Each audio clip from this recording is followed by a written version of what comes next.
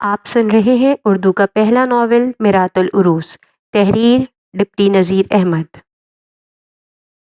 ہمارے چینل کو لائک کیجیے، سبسکرائب کیجیے اور آنے والی ویڈیوز کی نوٹیفیکیشن کے لیے بیل کا آئیکن دبانا نہ بھولیے گا۔ شکریہ۔ باب 11واں۔ بیاہ کے بعد اصغری کا برتاؤ اور بتدریج انتظام خانہ داری میں اس کا دخل۔ جب تک اصغری نئی بیاہی ہوئی رہی تو اس کا جی بہت گھبراتا، اس واسطے کہ دفعتاً ماں کا گھر چھوڑ کر نئے گھر اور نئے آدمیوں میں رہنا پڑا۔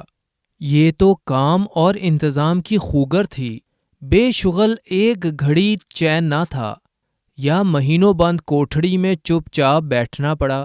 ماں باپ کے گھر میں جو آزادی حاصل تھی باقی نہ رہی۔ یہاں سسرال میں آتے ہی اس کی ہر ایک بات کو لوگ دیکھنے اور تاکنے لگے۔ کوئی منہ دیکھتا ہے، کوئی چوٹی کی لمبائی کو ناپتا ہے، کوئی قد کی اٹھان کو تاڑتا ہے، کوئی زیور ٹٹولتا ہے، کوئی کپڑے پہچانتا ہے۔ کھاتی ہے تو لقمے پہ نظر، نوالا کتنا بڑا لیا، منہ کتنا کھولا، کیوں کر چبایا اور کس طرح نگلا۔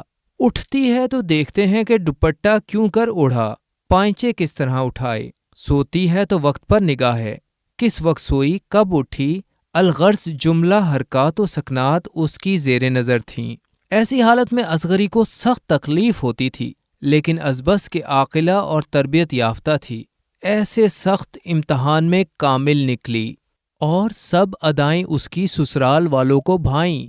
بات کی نہ تو اس قدر بہت کہ لوگ لڑکی ہے، 4 دن کی بیاہی ہوئی، کس بلا کی بک بک لگا رکھی ہے، نہ اتنی کم کہ بد مزاج اور توزے پیٹی سمجھیں۔ کھانا کھایا تو نہ تو اتنا زیادہ کہ محلے میں چرچا ہو، نہ ایسا کہ ساس نندیں سر تھکا کر بیٹھ رہیں اور یہاں اثر نہ ہو۔ سوئی تو نہ اتنا سویرے کہ چراغ میں بتی پڑی، لاڈو میری تخت چڑھی، اور نہ اتنی دیر تک کہ گویا مردوں سے شرط باندھ کر سوئی تھی۔ دستور ہوتا ہے کہ نئی دلہن کو محلے کی لڑکیاں گھیرے رہا کرتی ہیں۔ اصغری کے پاس بھی جب دیکھو 10-5 موجود، لیکن اصغری نے کسی سے خصوصیت پیدا نہ کی۔ اگر کوئی لڑکی تمام دن بیٹھی رہ گئی تو یہ نہ کہا کہ بوا اپنے گھر جاؤ۔ اگر کوئی نہ آئی تو اس سے یہ نہ پوچھا کہ بوا تم کہاں تھیں، کیوں نہیں آئیں۔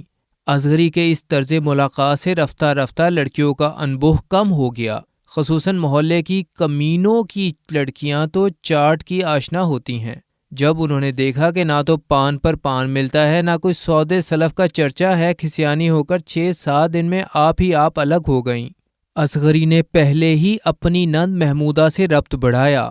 محمودہ لڑکی تو تھی ہی، تھوڑے سے التفات میں رام ہو گئی، دن بھر اصغری کے پاس گھسی رہا کرتی، بلکہ ماں کسی وقت کہہ بھی اٹھتیں کہ اس بھاوج پر اتنی مہربان، بڑی بھاوج کے تو سائے سے تم بھاگتی پھرتی تھیں۔ محمودہ اس کا جواب دیتی، وہ تو ہم کو مارتی تھیں، ہماری چھوٹی بھابھی جان تو ہم کو پیار کرتی ہیں۔ محمودہ کی ملاقات سے اصغری نے اپنا کام خوب نکالا۔ اول تو تمام گھر بلکہ تمام کنبے اور محلے کا حال محمودہ سے پوچھ کر معلوم کیا، اور جو بات شروع میں شرم و لحاظ کے سبب خود نہ کر سکتی، محمودہ کے ذریعے سے کہا کرتی۔ اصغری نے گھر کے کام میں بتدریج اس طرح دخل دینا شروع کیا کہ شام کو محمودہ سے روئی منگا کر چراغ کی بتیاں بٹ دیا کرتی، ترکاری بنا لیتی، محمودہ کا پھٹا ادھڑا کپڑا سی دیتی، ساس اور میاں کے لیے پان بنا دیا کرتی، شدہ باورچی خانے تک جانے اور ماما عظمت کو بھوننے بھگارنے میں صلاح دینے لگی، یہاں تک کہ اصغری کی رائے پر کھانا پکنے لگا۔ جب سے اصغری نے کھانے میں دخل دینا شروع کیا، گھر والوں نے جانا کہ کھانا بھی عجیب نعمت ہے۔ پھر تو یہ حال ہو گیا کہ جس دن اصغری کسی وجہ سے ماما عظمت کی صلاح کار نہ ہوتی، کھانا پھکا پھرتا۔ اگلا باب سننے کے لیے ڈسکرپشن میں دیے ہوئے لنک کو کلک کیجیے۔ شکریہ۔